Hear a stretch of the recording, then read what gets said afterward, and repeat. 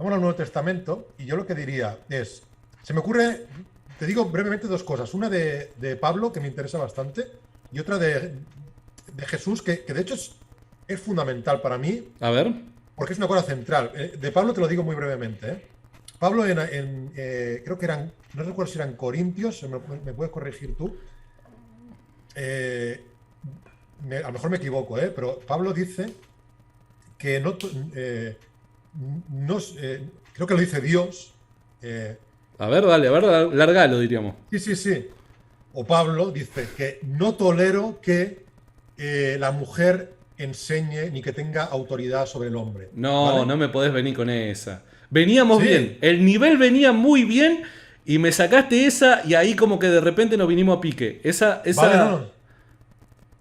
Vale, no, para mí esta representa un problema porque dice que la mujer bueno, o sea, que da a entender que es el hombre quien tiene autoridad sobre la mujer, creo que solo se puede entender así, y que la mujer no puede enseñar Ok. ni dar cátedra. Dice que aquí ya baja el nivel. Entonces, adelante. Si No, quieres, no, explica pará. brevemente. Pasame algunas más como para ya hablar de todo y Vale, a ya ir ver. resumiendo. Bueno, mira, voy a ir a lo central. Voy a ir sí, es que ya te digo que para mí los grandes problemas morales son centrales incluso en el cristianismo. A ver.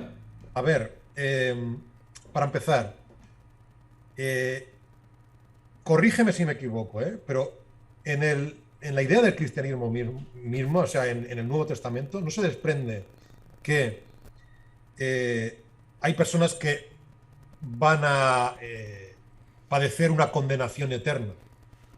Por ejemplo, te pongo un ejemplo, esto está en el Apocalipsis, por ejemplo, en Revelaciones, que los incrédulos, como yo a lo mejor sería un incrédulo, por cierto, porque son los que no creen, entiendo que son los que no creen, y miré el texto en griego, son los que no creen. Van a ir a arder en el lago de fuego y azufre, ¿de acuerdo? Ok. De acuerdo, entonces, eh, da igual si tú tienes una postura que diga que el infierno no es un lugar material en el que haya fuego Estamos real. de acuerdo, Da, sí. da igual si lo que dices es que el infierno es estar alejado de Dios o algo así, ¿no? Ajá. La ausencia de Dios. El caso es que lo que está diciendo el libro es que por no creer en algo, por ejemplo, eh, alguien va, o sea, el resultado de eso va a ser sufrir, entiendo yo, eternamente, ¿o no? ¿O estoy confundido? Exacto, es eso. Vale, de acuerdo. Entonces, para empezar aquí hay dos problemas, dos importantes, que están separados.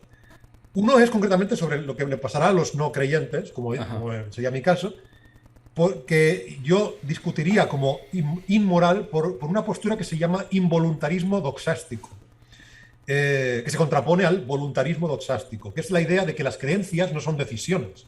Yo no he decidido no creerme algo. O sea, lo que yo creo o lo que yo no creo no lo decido yo. Y si estás en contra de esa postura, te puedo demostrar que lo que se cree no se decide. Como mucho, por voluntad, por decisión, se puede influir en lo que se cree, pero no se puede decidir directamente creer en algo o no creer en algo. O sea, creer en algo no es fruto de la voluntad. Eso es lo primero. Y por lo tanto, yo digo, si no es fruto de la voluntad, si no es un acto voluntario, recibir cualquier tipo de condena o castigo o padecimiento por eso es moralmente injusto, porque no es voluntario, ¿de acuerdo? Eso es lo primero. Lo segundo es que incluso aunque no hablásemos del hecho de que yo no crea, incluso si hablásemos de pecados que yo haya cometido, por ejemplo, o que haya cometido cualquier persona, ¿no? Una condena eterna, digamos, un padecimiento infinito, es injusto para alguien que ha cometido, o sea, para alguien cuya maldad y cuyos pecados son finitos. Es Bien. decir, yo de hecho, hay gente que dice que son ateos o agnósticos o lo que sea y dicen, no, si Dios fuera todo amor y todo bondad y tan bueno, entonces no le haría nada malo a nadie y los abrazaría a todos. Yo digo, no, yo no quiero ese Dios, no. Si Dios es justo, yo quiero que me castigue por todo el mal que yo he hecho. O sea, las cosas malas que yo he hecho, que me castigue por ellas, que me castigue. Pero oye, las cosas malas que yo he hecho son finitas. Yo soy un ser finito, con maldad finita. O sea, yo he hecho, o sea, algo malo he hecho. Yo no voy a decir, no, yo todo lo he hecho bueno, ¿no? Pero, no, algo malo he hecho. Pero a ver, el mal que yo he hecho intencional, el mal que yo he causado es finito. Entonces, por lógica, es injusta una condena infinita para alguien que haya cometido un mal finito. Entonces, si a mí se me hablase de un Dios que me condena de forma finita por el mal que yo he hecho, diría, hostia, pues podría coincidir con un Dios perfectamente justo, podría coincidir. Pero uno que se castiga de forma infinita, no, ya está. Aquí está. Otro pasaje, a ver, me gustaría saber alguno de Jesús u otro pasaje más del Nuevo Testamento. ¿Tenés en mente? De alguno, a ver, ahora mismo no lo tengo, pero creo que alguna vez he llegado a ver alguna cosa de Bueno, Jesús. entonces te contesto rápidamente. La mujer no puede enseñar. Eso era básicamente una respuesta de Pablo a un comportamiento propio de la época que era la respuesta al código romano, ¿no? El código del hogar romano. Nosotros sabemos de que era un tipo de costumbre romana que estaba bien vista el mantener cierto comportamiento dentro de la casa y en la familia para que la gente no hable mal de uno, ni tampoco ganar ni tampoco construirse un mal currículum, por así decirlo, ¿no?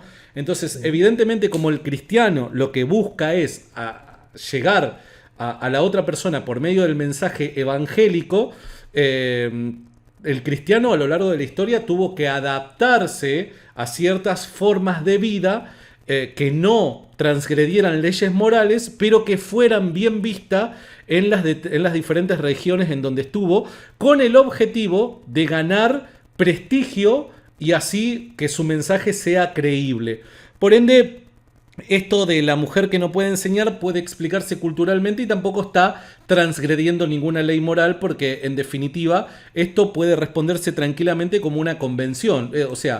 Como comunidad nosotros hemos coincidido en que la mujer no enseñe. ¿Tiene algo de malo? No. Si están todos de acuerdo, no. ¿Por qué? No, ¿cómo que si están todos de acuerdo? No, tiene algo de malo que alguien, por sus características de nacimiento, tenga menos derechos que otra persona. Que alguien, por haber nacido con cromosomas XX o con ciertos genitales, no se le otorgue un mismo derecho que a otra persona que ha nacido con otras características de nacimiento. Es decir, no tiene nada de malo si están todos de acuerdo, porque nadie te está obligando a formar parte de la iglesia.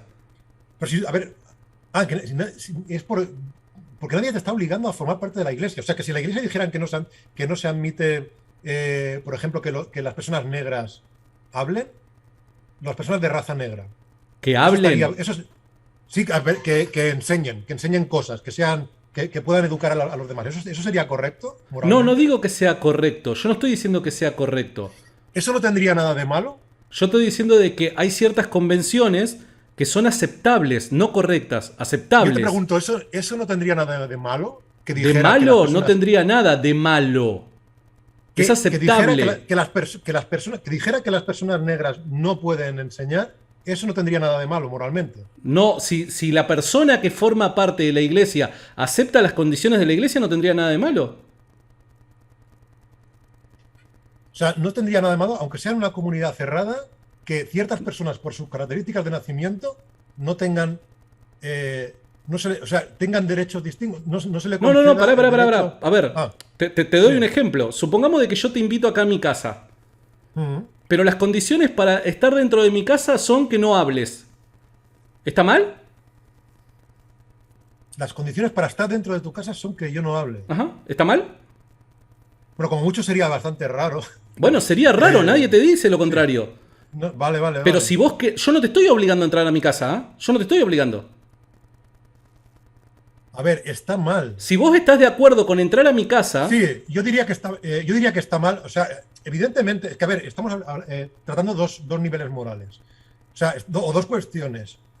Yo diría que está mal, Yo diría que está mal lo que propones, pero en todo caso, yo, evidentemente, te concedería que tú tienes el derecho a decidir quién entra en tu casa y a poner las condiciones que quieras, pero seguiría diciendo que está mal. Que tú pongas esa condición. Eso lo decís vos, está bien. Lo decís vos.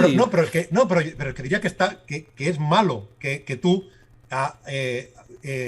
tus condiciones para que alguien entre en tu casa sea que no hable. O sea, yo diría que es incorrecto. Pero es que hay razones detrás. Hay razones detrás. Claro. Por dar un ejemplo, o sea, cuando se ordenaban obispos, decían, bueno, que la persona, no sé, sea casado con una sola mujer.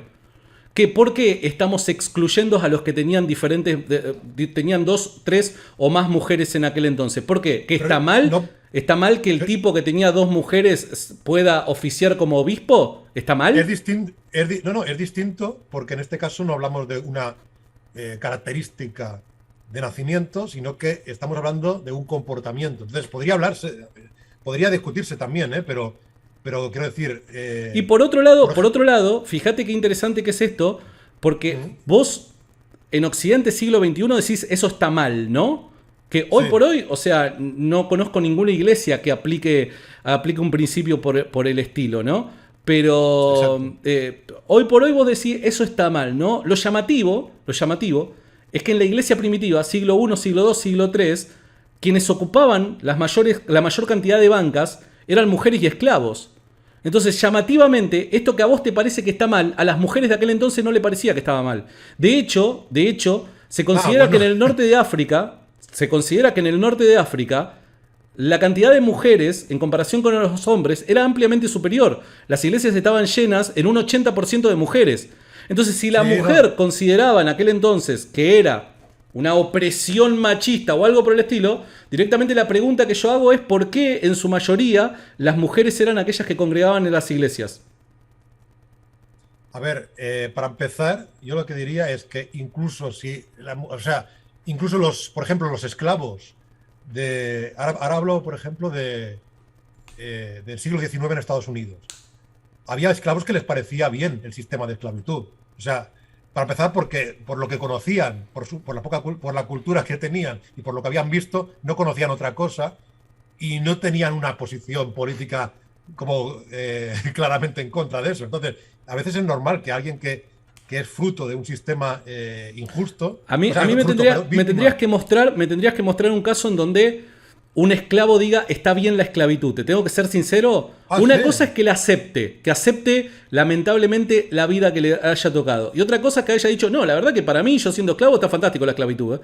No sé, me sí. tendrías que mostrar un caso. No sé, Vale, digo no, yo. no. Ya te digo, bueno, le podemos hablar, pero es algo que yo tengo entendido que, por ejemplo, pasó en Estados Unidos antes de la guerra de secesión en 1860, 61, 65, que en el sur hubo esclavos que siguieron trabajando para sus antiguos amos después de la liberación hecha por Lincoln y que bueno, que mostraban que no tenían ningún problema con estar trabajando para esos amos, porque es que es lo único que conocían. Es que si tú todo lo que has conocido en tu vida es cierto tipo de cosa, de sistema, a veces no te vas a revelar porque es que no, Bueno, no, no no, está conoces bien. Por eso te hago la Vale, distinción. Una cosa es aceptar el vale. destino que te ha tocado, entre comillas, por así llamarlo. Y otra cosa es Mm, decir, che, la verdad que el sistema de esclavitud para mí está fantástico. Que un esclavo diga eso, yo te soy sincero, me tendrías que mostrar un caso en donde el esclavo diga, no, la verdad Bueno, que para mí el sistema de esclavitud es lo mejor que hay. Pero por otro lado, también te quiero vale. señalar algo, porque si no estás tomando un texto fuera de su contexto. Primero, Sí, no me desdigo de nada de lo que dije, porque para mí vuelvo a repetir, si el objetivo era poder alcanzar buena reputación en la iglesia para poder compartir el evangelio, no me sí. parece mal que la iglesia se haya adaptado en esta costumbre a lo que el imperio romano consideraba que era bueno, ¿no? Que era Mm, esta forma dentro de la familia, el código familiar romano, ¿no? Pero sí. por otro lado, fíjate qué interesante que es, porque en el mismo Nuevo Testamento hay múltiples ocasiones en donde las mujeres ocupan un cargo muy importante dentro de las iglesias. Por dar un ejemplo, Priscila y Aquila en el libro de los Hechos, en donde Priscila llamativamente es siempre llamada primera que Aquila su esposo. ¿Por qué era esto? Muchos académicos llegan a la conclusión de que ella era la principal predicadora en el matrimonio, evangelista. Entonces, a mí me parece de que sacar un texto fuera de su contexto hace que asumamos un pretexto, ¿no? Y este me parece que es el caso. Porque tenés que analizar todo el contexto del Nuevo Testamento a ver si necesariamente de manera dictatorial se planteaba eso que estás planteando, ¿no? Y evidentemente no. Habían mujeres, había diaconisas. Diaconisas había. Diaconisas que evidentemente ocupaban un cargo jerárquico dentro de la iglesia local. Entonces, no era un sistema patriarcal que oprimía a la mujer o algo por el estilo, donde nosotros digamos, no, eso es inmoral. No, no, no. Tenía una razón de ser y en este caso se puede demostrar. De acuerdo. En todo caso, bueno, no sé si lo de que no era un sistema patriarcal puede defenderse muy bien. No, un sistema Que... patriarcal evidentemente era, pero no en el sentido Sí, moderno de la palabra, en donde vale. el macho es el opresor, ¿no? En ese sentido de la palabra evidentemente no lo era, porque si no las mujeres eran unas masoquistas, ¿no? Porque No, simplemente es que. No, pero es que simplemente podría decirse que estaban sometidas y, hombre, no se rebelaban porque es que. ¿sometidas Porque a no tienen. quién? Hombre, pues a los hombres, Pero ¿a qué evidentemente. hombres si la iglesia ocupaba el 80% de las mujeres? La mayor No, parte no, de los, pero la mayor parte de los da igual. maridos de esas mujeres no eran creyentes. Sí. La mayor parte de los maridos de esas mujeres no eran creyentes. No, O sea, eran mujeres creyentes de maridos que no lo eran. claro, totalmente. O sea, esto es matemática pura. Si una iglesia estaba conformada el 80% de sus miembros por mujeres, evidentemente o tenemos que creer de que eran todas célibes o evidentemente acá hay un caso en donde las mujeres eran creyentes y los hombres no. De hecho, ya en el siglo II, en Justino Mártir, encontramos en una de sus apologías que hace referencia a Justino dedicado al emperador, un caso en donde una mujer, por causa de ella ser creyente y el marido incrédulo, el marido cuando se entera de que la mujer es creyente empieza a vivir una vida de mayor impiedad y ella le da el divorcio al marido. Ella es la que se separa del marido. Fíjate qué patriarcal que era, que para ese entonces la iglesia avalaba que la mujer despidiera al marido, ¿no? Muy patriarcal que digamos no era. De acuerdo. Pero bueno, es que el texto sigue diciendo lo que dice. O sea, No, evidentemente, pero hay una razón de ser, una razón justificable, evidentemente. sí, ¿cuál? ¿Cuál es la razón para que no puedan hablar las El mujeres? el código romano del hogar.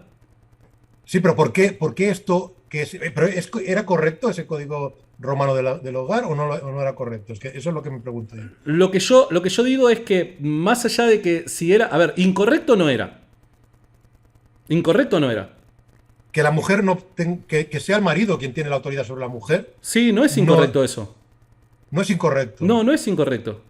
Pues bueno, yo creo que sí. Entonces aquí lo que discrepamos es sobre nuestra percepción de Bueno, lo que es pero por moral, eso mismo no vos sobre el vas a texto. formar tu familia con tus valores y yo la mía con mis valores. Y si mi Ujú. esposa está de acuerdo con los valores que yo sostengo, ¿en dónde está lo incorrecto ahí? ¿Dónde está lo Bueno, incorrecto? claro, no, bueno, pero no, pero ten cuidado. Aquí estás planteando una moral. A ver, si quieres la puedes defender, ¿eh? Porque también, por ejemplo, si alguien está de acuerdo, por ejemplo, el masoquismo, ¿te parece correcto? No, no me parece Todo mal. correcto. Pero si está de acuerdo el masoquista, No importa eso.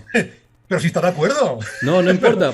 Pero no ¿Cómo que no importa eso. importa? No acabas de decir, no ha sido esa tu argumentación para defender que si No, está en de acuerdo. absoluto. Porque una cosa son las formas que nosotros tenemos para poder relacionarnos con gente fuera de nuestra casa y otra cosa es infringir daño físico hacia nuestro propio cuerpo. Son dos cosas completamente distintas. No, no, no, No no, podés pero no me comparar refiero una cosa con la otra. a una relación sadomasoquista No en la que los importa, dos vos estás infringiendo daño contra tu propio cuerpo. Eso está mal. Otra cosa es poner ciertas. Creer y los dos estar de acuerdo con ciertas formas dentro de un hogar. No veo cuál es el problema. Una cosa Hombre, es yo veo cómo que vos te vas a dirigir con las personas fuera de tu hogar. Y otra cosa sí. es infringirte daño físico. Son dos cosas completamente distintas, Aris. O sea, no, Pero no me podés comparar estas dos cosas. Bueno, infringirte no, digo, no, te lo infringiría ¿Pero el qué otro, es el masoquismo?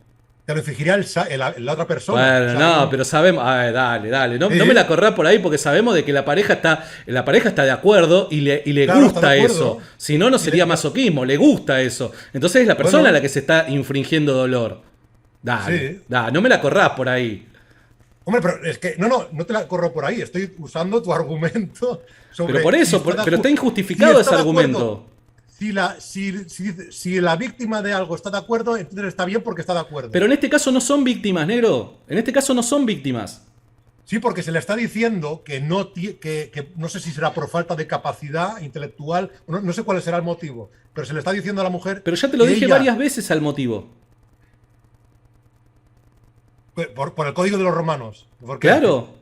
Sí, pero ese código es lo que está mal y es lo que está avalando la Biblia, es lo que está avalando Pablo. Pero está mal, y ya te he explicado varias veces por qué está mal. O sea, está mal porque está diciéndole a la mujer, da igual que ella da igual que esté de acuerdo, como si está de acuerdo el masoquista con que le peguen, o el canibalismo voluntario. Esto hay un vídeo muy divertido. ¿Me vas a comparar que la mujer no enseñe en una iglesia con el canibalismo?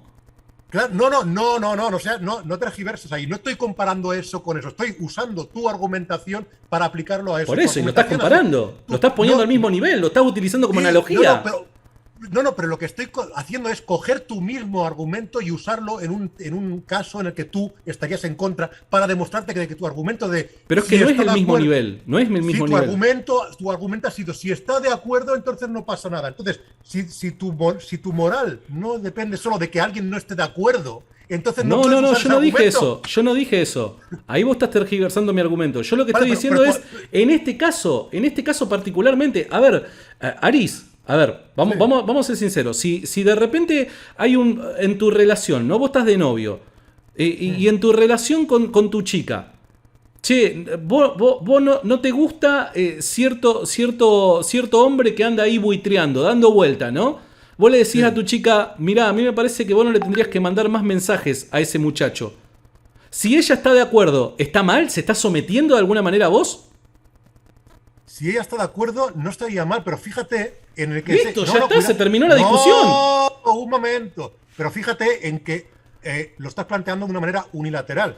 Si ella me dijera lo mismo a mí respecto a mensajes que le envía a una mujer, también sería exactamente lo mismo. Pero en este caso de la Biblia no es bilateral. Es decir, obvio que no va a ser bilateral, porque hay una razón... La autoridad del hombre. ¿En qué se fundamenta la autoridad del hombre? ¿Cómo que en qué se fundamenta? ¿En qué se fundamenta? Según la Biblia, ¿en qué se fundamenta? ¿Me estás apelando a la Biblia? Bueno, hablemos de la Biblia. ¿En qué se fundamenta la autoridad del hombre en la Biblia? Dímelo tú, porque no sé. Por razones teológicas, Aris. El mismo texto, mirá qué interesante que es. Mirá qué interesante que es. Porque el mismo texto al que vos estás haciendo referencia, si lees un poquito más, te vas a dar cuenta que las razones son meramente teológicas también. O sea, hay una justificación teológica. El hombre es la cabeza, de la misma forma que Cristo es la cabeza de la iglesia, el hombre es la cabeza del hogar. Son razones teológicas. Sí, pero bueno, es que chocan con... A ver, chocan con tu cultura actual. Chocan con tu cultura actual. Y con mi moral, Bueno, una moral que se sostiene en tu cultura actual. Una moral que se sostiene en mi cultura actual. Claro, porque no tiene nada de malo lo que estás presentando. O sea, ¿qué tiene de malo que como iglesia local, encima como iglesia local, pongan sus propias reglas? ¿Qué tiene de malo? Un momento, pero tú me has dicho, si yo le dijera a mi novia que no me parece bien que esté enviando mensajes y ella estuviera de acuerdo, tú dices que ahí, que no hay ningún problema en eso, ¿vale?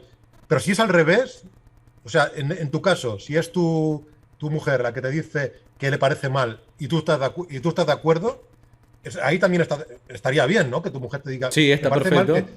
Vale. Pero entonces, aquí no estamos hablando de un tema de autoridad, estamos hablando de un tema de consenso, de que las dos partes están de acuerdo. En el caso del... A ver, son dos cosas distintas. En el caso del Código del Hogar romano, evidentemente, y recordemos otra cosa, ¿no? Que fuera de Israel, la mujer también podía darle carta de divorcio al hombre, ¿no? Entonces tampoco estamos hablando de ese tipo de sometimiento en donde la mujer no tenía otra escapatoria más que quedarse dentro de la casa del hombre, ¿no? Pero más allá de eso, o sea, bajo este Código romano, la mujer estaba de acuerdo por una cuestión cultural, negro, de vuelta, por una cuestión cultural. No había acá una imposición. Y si hiciera falta, Pablo presenta razones teológicas del por qué es que esto puede ser así. Y es porque el hombre es la cabeza teológicamente hablando. Si la mujer está de acuerdo, buenísimo. Si no está de acuerdo con las reglas de la iglesia, que no pertenezca a la iglesia. Nadie le está imponiendo nada ni la está obligando a nada a la mujer. En absoluto, para nada. Si no te gusta esto, bueno, bien, no seas parte de la iglesia. ¿Cuál es el problema? No entiendo cuál es el problema moral en esto. Bueno, de hecho, el problema moral, para empezar, se traslada a algún momento histórico posterior en el que sí que ya no hay opción de no estar dentro de la iglesia o no estar dentro de la comunidad cristiana, porque quizá en los tiempos de Pablo existía esa opción, seguramente, claramente existía, pero trasladado posteriormente a un momento en el que no existe la opción de estar fuera de la iglesia, entonces ya solo queda una sociedad cristiana en la que no se puede no ser cristiano sin sufrir Sufrir. consecuencias. Sufrir. Sí, consecuencias, sí. Sufrir. Perdón, ¿qué pasa? ¿Qué Perdón, pasa? ¿qué ¿Por qué persona me has va, qué persona va a sufrir por no poder enseñar en una iglesia? ¿Cómo? No me has entendido. No, espera, me explico mejor. A ver. A ver, digo, eso que tú has dicho de quien quiera que pertenezca a la iglesia y quien no quiera que no pertenezca a la iglesia. ¿Vale? ¿Estamos de acuerdo hasta aquí o no? En el contexto en donde vos presentás el planteo de la mujer que no puede enseñar en la iglesia. Esa es la Exacto. regla de la iglesia. Sí, Aquella sí, mujer que no esté de acuerdo sí. con esta regla, bueno, que no pertenezca a la iglesia. De acuerdo, sí, pero digo, en ese momento de ¿qué significa no pertenecer a la iglesia? Que no ¿Qué seas significa no parte pertenecer? que no seas parte de la iglesia, ¿no? No sé cómo No, explicarlo. parte de la iglesia son los ladrillos. ¿Qué significa no ser parte Bueno, de la dependiendo iglesia? de qué querés decir con iglesia, ¿no? Si iglesia hablas de edificios, sí. Iglesia en los términos en los que estamos hablando es la comunidad o la asamblea de personas. Vale, o sea, pero pertenecer a la iglesia es pertenecer a una asamblea de personas. Sí, Solamente eso, ¿no? sí, Solamente eso. Vale. sí. Una asamblea de Eh, creyentes, sí. Pero no, ¿significa ser creyente pertenecer a la iglesia? ¿O no significa ser No, vos creyente? podés ser creyente y no pertenecer a la iglesia. No pertenecer a la iglesia. Vale. Entonces, si quieres pertenecer a la iglesia, no puedes, por ser mujer, no puedes enseñar. Si eres hombre, sí puedes enseñar. En la iglesia, no podés En- enseñar en la iglesia. Podés ser profesora de universidad, podés ser profesora de matemática o profesora de básquetbol. No hay problema. Enseñá Sí. todo lo que vos quieras. Dentro de la iglesia, teología no se puede. ¿De qué forma Vale. la mujer sufre con esto? No, es que yo el sufrir no lo estaba dirigiendo a eso. Entonces, esa ¿a qué cuestión. lo dirigías? No, cuando decía sufrir me refiero a que ha habido momentos en los que yo estaba entendiendo pertenecer a la iglesia como pertenecer a la comunidad cristiana, no como pertenecer a Bueno, una una asamblea. cosa después lleva a la otra, evidentemente. Lo digo porque en los tiempos de Pablo se podía no ser cristiano. De hecho, lo habitual, o sea, todavía era una minoría el cristianismo. Los cristianos eran una minoría en la época de Pablo. Pero cuando llega un momento en el que es la mayoría imperante, en cualquier territorio en el que impera el cristianismo, estar fuera de la iglesia en el sentido en el que yo lo estaba entendiendo, que era no ser cristiano. Bueno, supongamos, Era- porque hay un momento en donde sí, evidentemente, no formar parte de la iglesia era no formar parte de la comunidad cristiana. Ahí, Exacto, ¿cuál sería entonces- el problema? En ese momento en el que la comunidad cristiana es, digamos, omnipresente, en ese momento, en ese terreno omnipresente, se está estableciendo que por una cuestión de nacimiento unas personas tienen autoridad y otras no la tienen. Y tú dices, no, pero es que voluntariamente se acepta. Eso es un oxímoron, para empezar. Es un oxímoron porque la autoridad no se acepta voluntariamente. O sea, la autoridad es autoridad precisamente porque no se acepta voluntariamente. Sí, o sea, en el momento en que se acepta voluntariamente, el momento en el que la autoridad existe materialmente como un fenómeno y se manifiesta como algo que existe, es el momento en el que precisamente se manifiesta contra la voluntad de alguien. Porque precisamente por eso es autoridad. O sea, imagínate que yo digo, o sea, que un niño, digamos, mira, no, los niños de 5 años, sus padres tienen autoridad. ¿Los sacerdotes son autoridad para vos? Un momento. Los padres tienen autoridad sobre los niños de 5 años mientras los niños la acepten voluntariamente. Digo, hombre, pero es que, a ver, es que la autoridad precisamente consiste en que le puedan decir cosas contra su voluntad. O sea, cosas que el niño no quiere hacer. O sea, en eso se manifiesta la voluntad. Te Para mí, repito, no, ¿los sacerdotes actualmente tienen autoridad sobre vos? no, actualmente sobre mí, no. ¿Sobre quiénes Y- tienen autoridad? Actualmente hoy. Actualmente sí, pero es que hoy no es, por ejemplo, los tiempos en los que, por ejemplo, los tiempos en los que imperaba la Inquisición aquí en España. Esto no es hoy. ¿Y qué tiene que ver O eso? sea, bueno, no, pues, ¿cómo que tiene que ver? Claro, Tiene no, que no entiendo ver, el punto. no, tiene que ver en que han existido periodos en los que el cristianismo era una comunidad omniabarcante, en el que no era posible manifestarse abiertamente, o sea, digamos, era dificultoso manifestarse abiertamente como contrario, como fuera de la comunidad, y que en esos contextos históricos, pues en esa comunidad que lo abarcaba todo, se había establecido una norma por la cual había una discriminación en base a condiciones de nacimiento no elegidas para que alguien tuviera autoridad o no tuviera autoridad. O sea, para que alguien tuviera la capacidad de decirle a otra persona lo que tiene que hacer simplemente por haber nacido con unos genitales o por no haber nacido con esos genitales. Entiendo. Más claro no puedo explicarlo. Entiendo. Bueno, dos cosas, ¿no? Primero, si Dios existe y Dios creó a los seres humanos y ha creado a la iglesia, su cuerpo, su decisión, dirían la feminista, ¿no? O sea, su casa, sus reglas. Pero segundo, que no veo esto un problema lógico, no lo veo un problema lógico. O sea, de la misma manera, si yo te invito a vos a mi casa, pero te pongo mis reglas, mirá, mi casa nadie se sienta. En mi casa se hace lo que yo digo. Decisión tuya si vos formás parte de mi casa o no. Es decisión tuya. A vos te podrá chocar, te puede chocar, te puede sonar arbitrario y demás. Pero si estas son las reglas que me impone el dueño de casa, no sé en dónde hay algo que está mal ahí, Bueno, en primera instancia. No, da igual. Mira, Segunda instancia. Me parece que estamos haciendo un grave problema por algo de lo que las mujeres en aquel entonces deshacían el menor de los problemas. O sea, vos lo estás presentando a este planteo como si fuese el gran problema moral del cristianismo, cuando las mujeres de aquel entonces no lo veían en absoluto para nada como un problema. Es falso que yo lo he planteado bueno, lo planteás como un problema moral. Vos decís, un Dios moralmente perfecto no haría este tipo de cosas. Entonces lo estás presentando como un problema para el cristianismo. No, porque a ver, tú mismo has dicho que te podrá parecer algo arbitrario. Es que para mí es un problema, si quieres no lo llames problema moral, llámalo problema lógico, pero para mí es un problema ese criterio de que ciertos seres humanos, por haber nacido con ciertas condiciones, digamos, de nacimiento, tengan autoridad respecto a otros, y aunque da igual que esté restringido a los que quieran entrar dentro de la comunidad cristiana y los que no entren, da igual. O sea, para mí hay un problema de coherencia. Es decir, si yo crease una comunidad en la que voy a aceptar a ciertas personas, o sea, en la que voy a aceptar aceptamos a todos.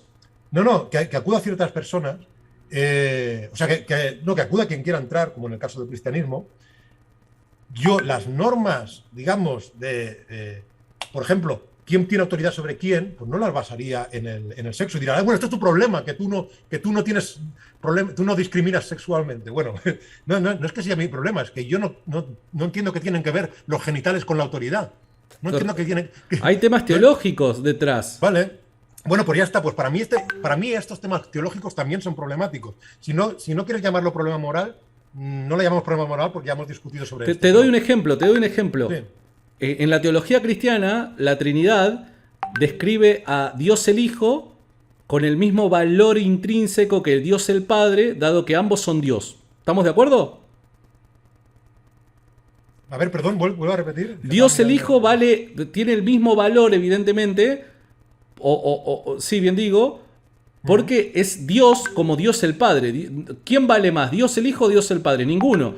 ¿Por qué? Porque ambos son Dios, poseen el mismo valor. ¿Estamos de acuerdo con eso? Bueno, sin entrar en los problemas de la Trinidad. Claro, yo no estoy diciendo que vos aceptes la Trinidad, sino si estás de acuerdo con que eso es lo que afirma la Trinidad. Sí, vale. Bien, buenísimo. Sí. Pero mismo así, Dios el Hijo, Jesús, se sometía a la voluntad del Padre. Bueno, a ver, es que teológicamente no tiene ningún tipo de problema, porque acá estamos hablando de una cuestión funcional. Estamos hablando de una cuestión de cómo la economía de Dios actúa en la salvación por medio de las tres personas de la Trinidad. También hay un orden dentro de la iglesia establecido por el mismo ser que construyó la iglesia, Dios. No veo cuál es el problema. Bueno, yo no entiendo cómo alguien se somete a la autoridad de sí mismo, como si fueran dos personas cuando es una. O sea, que por eso digo que para mí... Bueno, pero ese es el problema de no entender la Trinidad, porque si vas a creer de que son dos, es una sola persona, ahí estamos en un problema, porque la Trinidad afirma de que son tres personas, no una sola persona. No, perfecto, pues son tres personas, pero las tres son Dios, ¿no? Sí, una esencia. Y Dios es uno, ¿no? Dios es uno, es cierto. Vale, pues ya en está. Esencia sí. Sí, por eso aquí hay un problema lógico. O sea, bueno, uno no son tres. Volviendo entonces al punto. Ya está, por eso da igual. Volviendo al punto, no hay ninguna razón para creer de que de alguna manera se está imponiendo algo que es inmoral sobre las mujeres. Cuando vuelvo a repetir, hoy, las personas de hoy en Occidente son las que se rasgan las vestiduras por este tipo de cuestión, cuando las mujeres corrían a la iglesia porque encontraban en ella un oasis en medio del desierto, ¿no? Entonces, muy oprimidas no se sentían.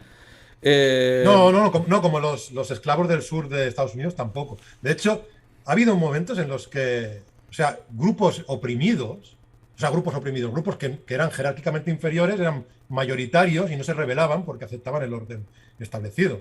No sé, yo qué sé, en la Hispania visigoda a mí me gustaría saber si conocés la historia de alguna persona que pidió a alguien para ser esclavo porque deseaba con todo su corazón ser esclavo. Que pidió ser esclavo. Claro, ¿conocés la historia de alguna persona que siendo libre haya corrido a los pies de otra persona para pedirle por favor de que sea esclavo? Me estás pidiendo algo muy específico. Pero es que eso justamente era lo que pasaba con la iglesia. No me podés comparar la esclavitud con lo que pasaba con las mujeres, porque las mujeres iban corriendo a la iglesia para poder ser cristianas. Entonces, sí, esto no es comparable con el caso de la esclavitud. Porque no había ninguna persona siendo libre que vaya corriendo a los pies de algún amo para empezar a ser esclavo. En cambio, en el cristianismo sí pasaba. En el cristianismo, personas no cristianas, mujeres en este caso, iban corriendo a la iglesia para poder formar parte de ella. Entonces no es comparable. Pero a ver, pero está mal todo esto porque esas mujeres no eran libres ya de entrada. O sea, no eran... ¿Cómo que no eran libres? O sea, no, espera, un momento. O sea, a ver, por ejemplo, estamos poniendo la sociedad romana como ejemplo, la del Imperio Romano. ¿Sí o no? ¿Como ejemplo de qué? ¿Como ejemplo a seguir? Como punto de partida. Como punto de partida sí, sí. Pues es que ahí también, eso también era una sociedad patriarcal. O sea, evidentemente sí, claro.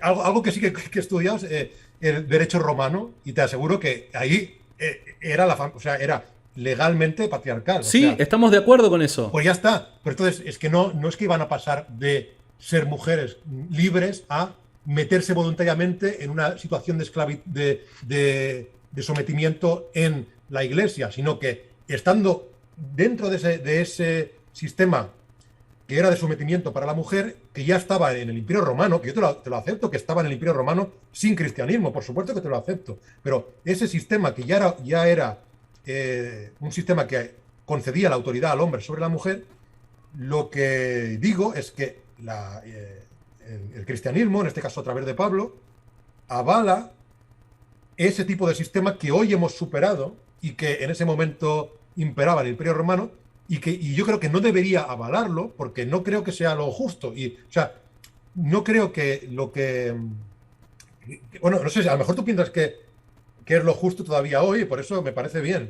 No, pero por otro lado también estás desconociendo el contexto, porque por dar un ejemplo, dos cosas. La primera, más a mi favor, ¿no? Si era una sociedad patriarcal, era sumarse una autoridad por sobre las que ya tenía la mujer, y me parece un tanto ridículo pensar de que esto podría llegar a ser posible, ¿no? Que por un lado tenga a la autoridad del varón en su casa y que por otro lado, de manera voluntaria, quiera tener otras autoridades fuera de su casa, tal y como podía llegar a ser el obispo de una iglesia. Ir corriendo a un lugar en donde más te van a oprimir me parece un tanto ridículo para alguien que ya está siendo oprimido, ¿no? Pero porque había otros motivos para que lo hicieran, pero me parece bien, sí que sí. Obviamente que habían otros motivos para que lo hicieran, porque evidentemente no iban la iglesia... a oprimirse, las mujeres iban porque les daría esperanza, les daría cualquier tipo de de otro incentivo, pero no era voy a oprimirme, voy a oprimirme. Bueno, No, y no, justamente por eso, yo estoy de acuerdo con vos, justamente por eso es que no podemos pensar de que de alguna manera estaban mal las medidas que había tomado la iglesia, porque las mujeres no lo consideraban de esa manera, evidentemente, para aquel entonces. Pero por otro lado, fíjate qué interesante, porque vos decís de que, bueno, de que Pablo parece no estar en desacuerdo con todas estas cosas, ¿no? Pero recordemos exacto. una cosa, de que el objetivo de los apóstoles no era levantar una revolución social para que Roma cambiara sus preceptos y ordenanzas y de alguna manera hicieran un vuelco del timón con respecto a cómo debían de comportarse como sociedad, etcétera, etcétera, ¿no? Porque por dar un ejemplo, mucha gente también levanta la objeción de de que Pablo parece que avala de alguna manera la esclavitud, ¿no? De forma similar con el caso de las mujeres y su opresión. Pero fíjate qué llamativo que es, porque Pablo, pese a que ni él ni ninguno de los apóstoles, ni tampoco Jesús tiene como objetivo levantar una revolución social, mismo así dejan ideas que luego iban a ser utilizadas para así traer cambios y mejoras en la sociedad. Por dar un ejemplo, para el tiempo de Pablo, vos que conociste o que conocés el contexto de Roma de aquel entonces, para el tiempo de Pablo hacer una afirmación como no hay esclavo ni libre era una afirmación revolucionaria. Ese tipo de afirmación era revolucionaria. Acá teológicamente Pablo ya está presentando una razón que él no va a ser un rebelde o un revolucionario que va a recorrer las calles con pancartas diciendo abajo la esclavitud, pero va a presentar una razón teológica que va a servir al cristianismo para empezar a luchar en contra del sistema de castas. Por otro lado, en el mismo texto dice ya no hay hombre ni mujer. También una afirmación revolucionaria para la época, porque en este caso la iglesia se presentaba como un organismo que consideraba que el hombre tenía el mismo valor intrínseco que la mujer. Por eso mismo también podemos ver de que para finales del siglo I y siglo II principalmente resulta ya una práctica común del cristianismo el hecho de que los cristianos sean aquellos que evitan tanto el aborto como así también evitan el infanticidio de mujeres. Entonces no parece ser un sistema tan opresor para la mujer. Vuelvo a repetir, el hecho de que no pueda enseñar teología dentro de un culto no me parece para nada algo que promueva el sufrimiento de la mujer o la opresión o algo por el estilo. Tengo que ser sincero, no me parece, sin mencionar que para ese entonces habían diaconisas y habían mujeres que predicaban la palabra fuera de las iglesias y que eran consideradas autoridades. Entonces, discúlpame, pero a la luz de los datos no parece ser apropiada la crítica que estás haciendo. Y por Bueno, último, para ir cerrando, porque ya es demasiado tarde, si te parece ya sí. vamos aterrizando. El tema del infierno, bueno, vos me decías, ¿no? El tema de los incrédulos, ¿no? El tema es qué es incrédulo en el lenguaje bíblico. Una persona incrédula no es aquella que simplemente no cree en la existencia de Dios. Una persona incrédula es también la persona que, sabiendo que algo es verdadero, no actúa correspondiendo con ello. Porque la fe, en un sentido bíblico, es una convicción, es un estilo de vida, es creo y vivo. Si no vivo lo que creo, soy un hipócrita y soy igual a los incrédulos. Entonces, en este sentido me parece que vos no te tenés que incluir dentro de este listado, dado que vos supuestamente de forma honesta no crees. Bueno, Sí. este tipo de apreciaciones va dirigida principalmente a las personas que, sabiendo que es una verdad evidente el mensaje cristiano y la existencia de Dios, mismo así lo rechazan por un acto de rebeldía. Es para ellos que está dirigido, porque la Biblia enseña de que todos vamos a ser juzgados de forma justa a la medida del conocimiento que nosotros tengamos acerca de la verdad y cómo correspondimos con él mismo. Por ende, Dios siempre va a juzgar de manera justa. De acuerdo, aquí solo puntualizaría que concretamente creo que el término griego con el que se refiere a los incrédulos creo que era apisteis, no sé si tú lo tienes en mente, el Puede llegar a término ser porque pistis es fe. exacto, los que no tienen fe, y claro, serían los no convencidos, o sea, Fe en el sentido, es que de hecho esto lo busqué en algún momento, eran los no convencidos. O sea, eran aquellas personas que no habían sido convencidas de cierta verdad. Entonces, tú dices que no incluiría a los que no somos convencidos de forma honesta. Bueno, bueno, digamos los que no tienen fe, ¿no? Pero tú dices simplemente que esto no se refiere a los que estemos en un error honesto, digamos, ¿no? Como yo estaría, por ejemplo, en un error honesto porque yo creo Mirá, que te soy sincero, suponete que vos te morís ahora de un ataque cardíaco. Mm, Vos declarándote ateo, ¿no? sí, Si vos te morís ahora de un ataque cardíaco, yo no podría decir mañana Aristarchus se fue al infierno. vale, de acuerdo. ¿Por qué? Porque, Porque sí, todo depende de cuál es tu postura y si tu postura es una postura honesta y según el grado de conocimiento que tengas acerca de la verdad y cómo correspondiste con ella. Entonces, yo no puedo generalizar. Lo que sí yo podría decir es, supongamos que Aristarchus sabe que el cristianismo es verdad y que Dios existe, y mismo así vivió como si Dios no existiera, esa persona va al infierno. vale, de acuerdo. Vale, vale, perfecto. Entonces, sí, he visto esa postura defendida bastantes veces. De hecho, hace poco con un sacerdote católico defendía lo mismo. O sea que si esa es la manera en la que lo interpretas tú, aquí no tengo nada que decir porque no habría problema, No, por y lo además menos cuando vas al original, en el texto hebreo, la palabra emuná, que es la palabra fe, que se traduce luego en fe y que luego es utilizada en el griego, ¿no es cierto? No la sí. palabra emuná, sino que se traduce al griego y los autores del Nuevo Testamento utilizan el mismo concepto. La palabra emuná es justamente esto, vivir algo que se cree, ¿no? Creo en algo y por ende lo vivo a eso que creo, ¿no? La fe Vale, y el estilo de vida siempre van de la mano, nunca están enemistados, ¿no? vale, de Siempre acuerdo. es algo que va de la mano. La fe sin obras es muerta, dice Santiago. Perfecto. Pues, bueno, por eso, en este tema no habría conflicto porque no se trataría de una cuestión de voluntad. Pero entonces el tema en el que sí que habría un problema es el tema de que se trata de un castigo eterno, entiendo yo. A lo mejor, no sé si tú estás de Es acuerdo en un que la Biblia castigo dice eso. eterno, es un castigo eterno, Sí. pero el tema es que el pecado, según la teología cristiana, el pecado no solamente atenta contra el hombre finito en un hecho finito, sino que atenta contra un Dios infinito. Por ende, si vos estás atentando por medio de a través de un pecado, vos estás atentando contra Dios, contra los mandamientos de Dios, vos estás cometiendo una falta que es invaluable la falta. ¿Por qué? Porque la cometés contra Dios. Porque la cometo contra Dios. Sí. Pero a ver, mi capacidad de hacer el mal y mi maldad es finita, Sí, ¿o no? hacia los hombres sí. Y no es eso El lo que daño, debería no, evaluar. no, porque Sí. no es necesariamente tu capacidad, sino es el daño que producís.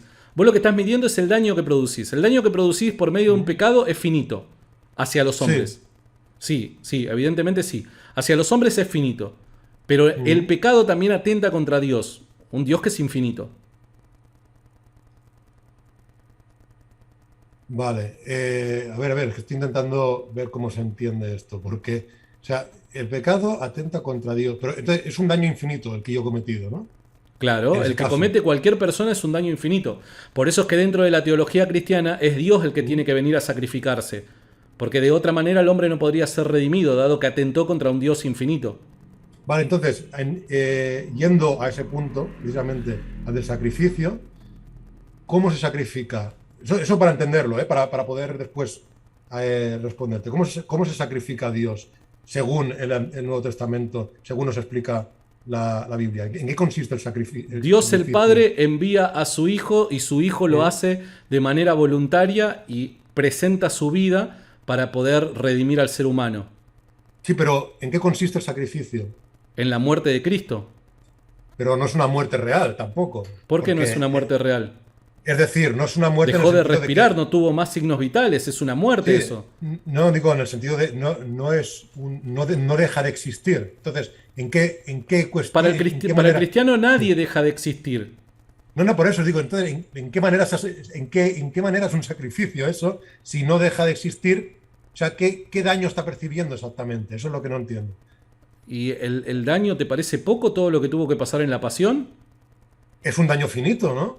Es un daño finito hecho a un Dios o recibido por un Dios infinito. Pero entonces estamos exactamente en los mismos casos que cuando alguien peca contra Dios. Un daño hecho contra Dios que es infinito. ¿Cómo eso redime Por eso, a porque Cristo los otros vino, daños? vino a recibir un daño hecho por el hombre, pero como se lo está haciendo a Dios, el grado de perdón es también infinito. Porque es Dios quien está recibiendo ese daño hecho por los hombres. Cuando Cristo tuvo que pasar Sí. la pasión, cuando Cristo Ujú. tuvo que pasar la pasión, fue seres humanos que le infringieron daño a un Dios infinito. Cristo es Dios. Sí, sí, Solamente pero de que esta no. manera, solamente de esta manera podría de alguna manera alcanzar el grado de daño que se atentó, que se hizo en contra de la divinidad por parte de todos nosotros. Porque son iguales todos los infinitos. El infinito del daño que se le hace a Nosotros, Cristo. nosotros solamente podemos, en un sentido físico, hacer un daño finito. Eso es evidente. Vale, sí. Bien, vamos a empezar por Pero, ahí, pero sí. dentro de la teología cristiana, la encarnación afirma, la doctrina de la encarnación afirma que Cristo o Dios el Hijo posee dos naturalezas. Por Ujú. ende, el daño finito que se le está haciendo en la carne a Cristo es hecho a un Dios infinito. Sí. Bueno, no, es que más que una réplica es que es una falta de comprensión de cómo funciona Bueno, la nos va a ser lógica. Pero difícil, sí, sí. evidentemente, No, nos va a no, ser difícil el hecho de, de de entender explicar. lo que es la Sí, Trinidad y la deidad habiéndose encarnado. Eso evidentemente. Pero no sí, me sí, por parece que eso. presente un problema lógico lo que te estoy planteando. ¿No te parece que presente un problema lógico el hecho de que, a ver, por ejemplo, vamos a ver, vamos a ver. Eh, Te digo cuál es el problema lógico desde el punto de vista moral, que es el que estábamos analizando. A ver, evidentemente tú no dirías que, eh, por ejemplo, supongo que tú piensas que, por ejemplo, por matar a... Ahora hablamos del sistema judicial humano. Ya sé que no es comparable, pero solo para tomarlo como punto de partida. Tú dirías que a lo mejor está bien que se condene a cadena perpetua o incluso a pena de muerte, da igual, lo que quieras, a una persona que ha cometido varios homicidios, ¿no? Sí, ¿Sí? ¿Es cierto? sí. Vale. ¿Y tú dirías que está bien que se condene a cadena perpetua a una persona que, no sé, que hurtó un- unos No, céntimos de... ¿No? Vale. no, No. no. Vale. Entonces, ¿no estás de acuerdo con que se aplique exactamente la misma pena cuando hay distintas graduaciones No, no, en porque nosotros con en el mal cometido? nuestro sistema penal se Mm. limita a proveer castigo a todo daño que se haya hecho a un ser humano de alguna manera, Sí, ¿no? exacto. Sí, sí. Entonces obviamente nosotros los castigos tienen que estar limitados al tipo de daño físico al ser humano que se ha hecho. En cambio, en el Sí, pero caso de Dios es completamente distinto, no, no, porque sí, pero ahí es que lo quería comparar ahora con el caso de Dios. Diría, ¿los atentados contra Dios son todos iguales? Por ejemplo. no, no son todos iguales. Y tampoco No, no, creo que los castigos sean todos iguales. no, hombre, ¿no son todos infinitos? ¿Todos los castigos? Sí, ¿Sufrimiento si estamos infinito? hablando de duración de tiempo, sí. Sí, En pero grado de tormento no lo son. no son. Ah, vale, hay también graduaciones en cuanto a grado de Sí, tormento. Vale, pero esto está justificado en la Biblia o eso sí. es una. Vale, No, vale, esto está pues. justificado en la Biblia. Vuelvo a repetir, el castigo es Mm, eterno en términos sí. temporales, no se acaba nunca. Pero el grado de tormento es distinto para Hitler que para el chabón que mató a una persona. Evidentemente es distinto. Vale, de acuerdo. Entonces, eh, siendo. Vale, vale, o sea, son distintos infinitos. Bueno, son distintas intensidades de sufrimiento, pero todas durante un tiempo infinito. Eterno, sí. Entiendo. Eterno o infinito, claro. O Bueno, sea, a eterno, ver, temporal infinito, vamos a, no, temporal. Aunque tampoco, a ver, dependiendo de las circunstancias, si estamos hablando de un sufrimiento del alma, no podemos hablar de temporal porque no hay materia, ¿no? En esa dimensión, entre vale. comillas. O sea, Entonces, sería, bueno, los católicos utilizarían el Evo, ¿no?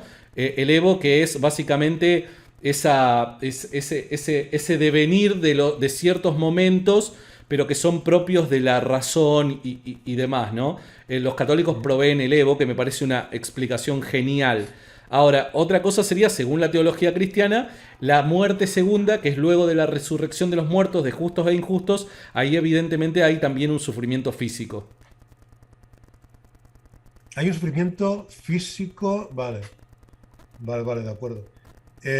Bueno, no, a ver, ya te digo que esto es una cosa que a mí de entrada me choca. Tendría que, y además tampoco tenemos mucho tiempo ya, No, ya vamos pero, finalizando porque ya 3 horas y media. me gustaría hablar más de este tema concreto cuando continuemos, ¿eh? Porque, a ver, es que claro, hay muchos temas aquí. Te reconozco que es complicado ahondar en este tema mm, de forma rápida. Eh, o sea, la cuestión para mí sería que eh, no veo que encaje con una idea de perfecta justicia el hecho de que un castigo sea infinito, aunque pueda tener Te doy un diversas... ejemplo. Mira, te doy un Dime, ejemplo. dime. A ver, yo no sé si es lo Sí. suficientemente bueno. Te doy un Vale, ejemplo. de acuerdo. El castigo para vos, si me tirás un piedrazo, ¿no? Sí, Suponete que vos me tenés enfrente y me tirás un piedrazo en la cabeza. Me partís sí. la cabeza. Me quedo con vida, pero me hiciste bastante daño, ¿no? El Mm. castigo para vos debería ser el mismo que si me tirás la piedra a mí a que si se la tirás al presidente de tu país. Yo diría que sí. Otra cosa es ¿Debería pero ser el mismo? si te lo tiro a ti, que si se lo tiro al presidente de mi país. Yo diría que sí. Hay otro Bueno, el nivel. sistema, el sistema judicial no funciona de esa manera, evidentemente, ¿no? No, ya lo sé, ya lo sé. De hecho, por ejemplo, aquí en España o sea, se castiga diferentemente el atentado contra el monarca, o sea, contra el rey, o contra el presidente. A ver, pero me explico respecto al presidente. Me explico porque quiero explicar, quiero que se entienda una cosa. Eh, Algo distinto es que exista el delito de atentado o de terrorismo en cuanto a que con la perpetración del acto se busque, eh, digamos, trastocar o vulnerar o acabar con el sistema político imperante, entonces, por esa intencionalidad, efectivamente se valora en más dañino el atentado al presidente que a un ciudadano corriente. Pero si yo simplemente veo a una persona por la calle, yo no sé si es el presidente o no es el presidente, y yo tengo tan mala leche que le tiro una piedra, para mí no debería ser distinto que por la persona que es, mi acto sea peor si resulta que el que le he dado es el presidente que si no lo es. Otra cosa muy distinta es que si yo estaba cometiendo un atentado terrorista con intenciones de acabar con el sistema de gobierno, por ejemplo. Pero eso es porque se valora la intencionalidad, se valora lo que en derecho penal se conoce como el... ¿cómo se llama esto? Suponete que yo soy tu jefe. El criterio subjetivo, sí, Suponete que yo soy tu jefe tipo y a subjetivo. vos no te agradan las medidas que he tomado en la empresa y me tirás un piedrazo en la cabeza. Y suponete que está el Sí. presidente y no te agradaron las medidas que ha tomado en la economía del país y le tirás un piedrazo. Sí, no, pero aquí, por eso digo, aquí es lo que se está valorando es el tipo subjetivo. O sea, en derecho penal se valora, esto lo puedes mirar en teoría penal, se valora el tipo objetivo, que es lo que objetivamente se hace, y el tipo subjetivo es cuáles son las intenciones. Si las intenciones son subvertir la autoridad del presidente, por ejemplo, porque quieres acabar con el sistema político imperante, pues entonces, a nivel de tipo subjetivo, se valora en más dañino lo que estás haciendo. Tú podrías, por ejemplo, para aplicarlo a Dios, para ayudar a tu argumento, podrías decir que si lo que se busca es menoscabar la autoridad de Dios Eh, pero claro, es que habría que ver, porque yo creo que hay ¿Te gente que está acordás, te pecando acordás y... cuando yo te dije, te acordás cuando yo te Sí, dije que el juicio depende del grado de conocimiento que tengamos acerca de la sí, verdad y cómo correspondemos con ello? cierto, sí, sí. Evidentemente el juicio de Dios también va a depender si vos estás atentando conscientemente contra la ley divina o no lo estás haciendo, si lo estás haciendo por ignorancia. Vale, perfecto, de acuerdo. Pues no, no, por eso ya está. Porque yo ahora aquí estaba considerando los pecados que se puedan cometer.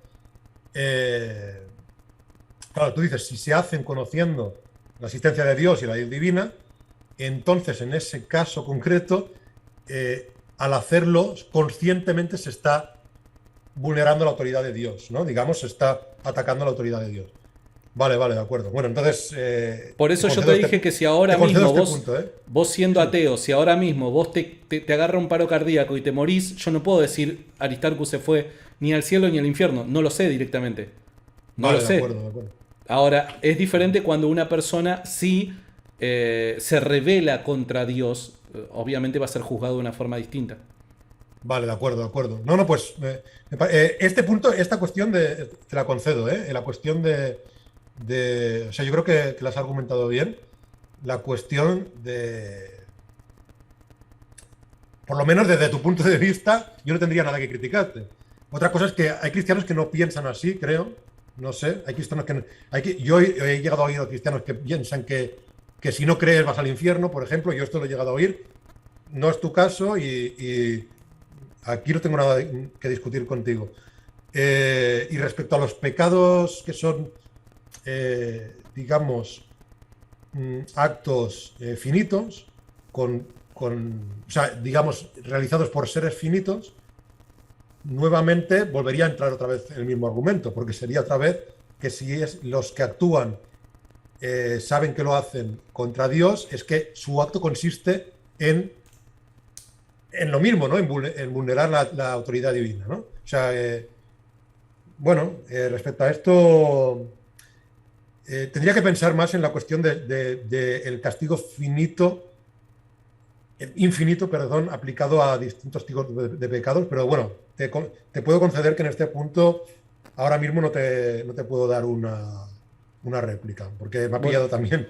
Sí, hacemos una breve conclusión entonces ambos, ¿te parece? sí, es cierto, Bueno, perfecto, sí. arranco yo y Mm, finalizás vos que sos el invitado. Personalmente, vuelvo a repetir, como lo dije al principio, yo creo que en la cuestión de la inspiración de las escrituras, evidentemente hay pasajes que no voy a tratar de hacer malabares exegéticos para justificar mi creencia, sí son muy difíciles de aceptar, no de entender solamente, sino de aceptar, porque evidentemente te produce un choque por dentro, emocional. No, personalmente yo hay ciertos pasajes que no le encuentro una explicación satisfactoria, al menos para mí, pero también digo de que no me parece que esto sea concluyente, de que un puñado de pasajes del Antiguo Testamento sea fuerza suficiente como para considerar de que todos los libros del Antiguo Testamento, por ende el Antiguo Testamento, la Biblia, no sea palabra de Dios. En absoluto, creo que hay muchos ejemplos en donde en el pasado se han discutido cosas referentes a otros pasajes que eran difíciles de poder entender y que al principio presentaban una dificultad moral, y en la actualidad, a la luz de nuevos descubrimientos históricos y por medio de estos poder reconstruir toda una imagen más amplia del escenario en el que ocurrieron, se puede proveer una buena explicación que termina coincidiendo con el mensaje bíblico. Por otro lado, digo, ¿no? Para aquellos que se sostienen en negar la inspiración de las escrituras por un puñado de pasajes que, vuelvo a repetir, no creo que superen los 5 o 6 pasajes, por un puñado de pasajes que sí son dificultosos y presentan problemas morales, no creo que tenga la suficiente fuerza como para negar todo lo que representa la plenitud del texto bíblico, tanto Antiguo como Nuevo Testamento, y los cambios, o sea, los efectos, perdón, son evidentes cuando analizamos las circunstancias en las que fueron transmitidos. Evidentemente marcó para ese entonces una amplia superioridad moral, y vemos luego esta superioridad moral y avance moral, este progreso moral, lo alcanzamos en el ministerio de Jesús como una cúspide. El ministerio de Jesús presentó una cúspide en la moral, y el mismo Jesús vino a demostrar eso cuando de repente él mismo, pese a que creía que el Antiguo Testamento era inspirado por Dios, él mismo vino a elevar la vara diciendo, bueno, en el pasado se ha permitido tales cosas por la dureza de su corazón, pero a partir de ahora esto no será más así. Entonces, lo llamativo es que él mismo, creyendo que era inspirado del Antiguo Testamento, vino a elevar todavía más la vara, porque eso demuestra que hay un progreso moral en el desarrollo de la Escritura, en el avance del tiempo de la vida de Israel como nación. Y en el caso del Nuevo Testamento me parece que no se puede encontrar un solo verso que pueda llegar a cuestionarse moralmente. Creo que el caso del cristianismo, cuando discutimos meramente cristianismo, creo que no se le encuentra una mancha al tigre.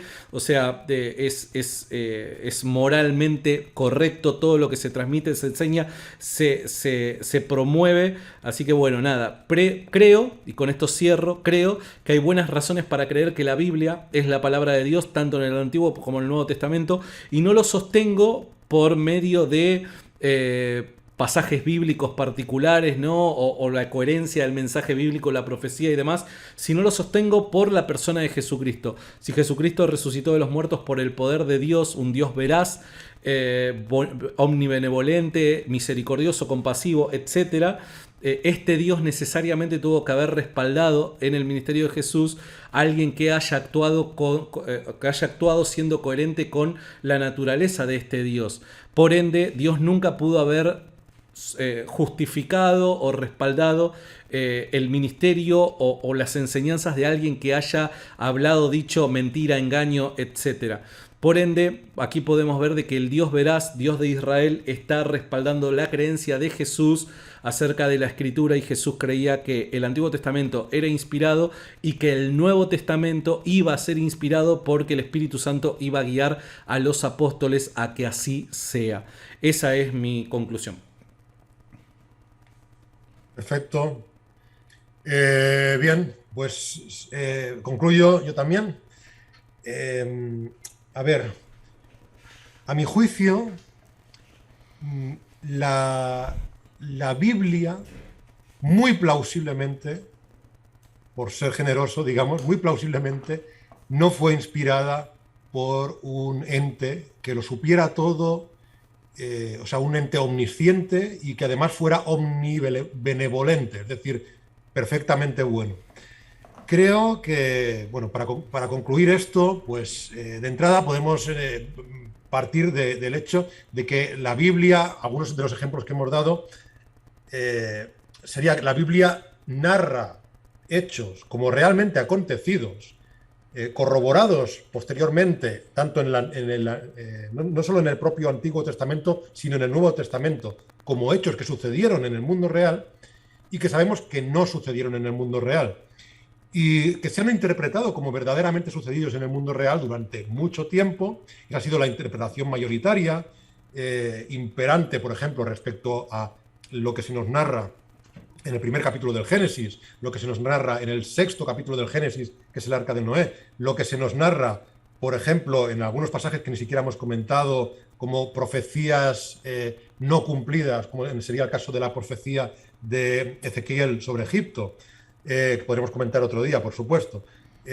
Lo que se nos explica, por ejemplo, bueno, respecto no solo al primer capítulo del Génesis, sino respecto a las generaciones posteriores a ese primer capítulo del Génesis y la cronología que de ella resulta y que se tomó como válida, no solo por los intérpretes de la Biblia, como los judíos que en ese momento interpretaban el Antiguo Testamento, sino también por cristianos posteriores. Estoy pensando en el monje benedictino Beda, estoy pensando en San Agustín de Hipona, en su Ciudad de Dios, estoy pensando en Maimónides, estoy pensando en la interpretación que se hace en el Génesis Bará, que es la interpretación que tengo ahora del Génesis del siglo IV. Entonces, se nos ha presentado un texto que narraba unos hechos que realmente hoy sabemos que no son como se nos explica en ese texto. Evidentemente, lo más plausible para mí, lo más fácil para mí es pensar que simplemente se trata de textos escritos por humanos corrientes que no estaban inspirados por un conocimiento superior. Porque no veo en esos textos ese conocimiento superior, sino que de hecho veo un conocimiento inferior al que actualmente tenemos sobre el mundo. Como es inferior, pues deduzco que eran humanos corrientes propios de, digamos, acordes con su época, con el conocimiento limitado que corresponde a un humano de esa época, con la cultura o con el conocimiento sobre el mundo, pues, digamos, pobre respecto al nuestro, correspondiente a esa época. Por otra parte, respecto a lo moral, a la cuestión moral, creo que también es mucho más plausible interpretar esos pasajes, sobre todo los del Antiguo Testamento, simplemente teniendo en cuenta que nos está hablando, los autores de esos textos eran humanos corrientes, humanos imperfectos, humanos corruptibles, y por lo tanto estaban transmitiendo unos valores morales que considero que son totalmente condenables y que por lo tanto no estaban inspirados por un ser perfectamente bueno,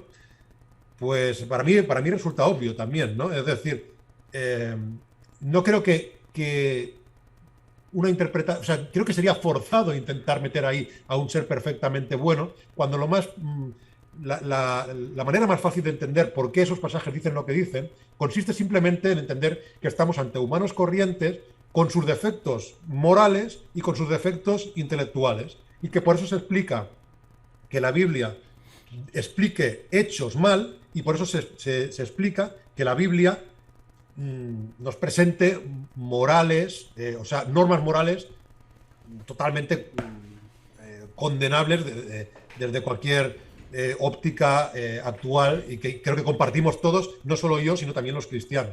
Es decir, creo que los cristianos de hoy en día también piensan que ordenar matar a recién nacidos está mal. No creo que sea una cuestión mía de mi subjetivismo, ¿no? Entonces, si bien le concedo a Santiago que ha defendido bien su postura, como siempre, pero bueno, por los motivos que acabo de expresar, creo que todavía estoy lejos de aceptar que la Biblia en general, y no solo el Antiguo Testamento, sino la Biblia en general, sea plausible que sea un texto inspirado por un ente que lo conoce todo y que es perfectamente bueno. Ya está. Amigo, siempre es un gusto hablar con vos. Igualmente. La verdad que lo disfruto mucho, aprendo mucho, me pones en muchos aprietos y eso me encanta. Así que te agradezco mucho por lo que viniste a hacer, el tiempo que invertiste y nada, espero pronto poder tenerte nuevamente acá. Perfecto, yo también decir lo mismo, aprendo mucho, bueno, y además sabes salir bien de los aprietos y sí, Eso no sé si es no, bueno o malo. no, yo creo que es bueno. No, es bueno porque yo siempre estoy buscando maneras de contraponer a lo que yo mismo pienso, ¿no? Maneras de refutar lo que yo mismo pienso. O sea que, como siempre, ha sido muy, muy enriquecedor. Te mando un abrazo grande. Igualmente. Chau, chau.